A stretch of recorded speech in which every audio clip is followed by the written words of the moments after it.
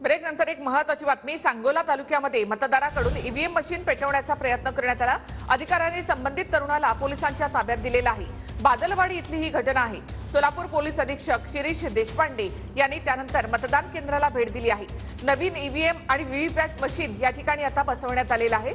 संबंधित मतदान केंद्रावर सध्या मतदान सुरळीतपणे सुरू आहे। संपूर्ण राज्याचं लक्ष लागून राहिलेल्या माढा लोकसभेमध्ये आज सकाळपासून शांततेत मतदान सुरू होतं। मात्र सांगोला तालुक्यामध्ये दोन वेगवेगळ्या घटना घडल्या होत्या। बागलवाडी येथील मतदान केंद्र, ह्याच मतदान केंद्रावरती बरोबर 12:30 ते 1 दरम्यान ही घटना घडली होती। दादासाहेब चळेकर असं त्या व्यक्तीचं नाव होतं। जे प्रत्यक्षदर्शी पाहणारे होते त्यांनी मात्र असं सांगितलं की 1 मराठा लाख मराठाच्या घोषणा देत त्यांनी हे खरं तर पेट्रोल टाकून ह्या मशिनी पेटवून दिल्या होत्या। त्यानंतर जवळपास 1.5 ते 2 तास खरं तर मतदार केंद्रावरती मतदान प्रक्रिया बंद पडली होती।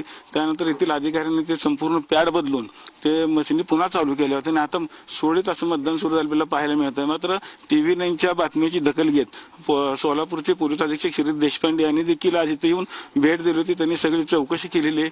त्या तरुणाला ताब्यात देखील घेण्यात आलेलं आहे। मात्र याबाबत बोलण्यास शिरीष देशपांडे यांनी नकार दिला। सोलापुरामध्ये कलेक्टर साहेब याविषयी माहिती देतील असं सांगून त्यांनी आता इथून गेलेले आहेत। सांगोल्याहून कॅमेरामन मिलिंद सर, रवी लवेकर, TV9 मराठी।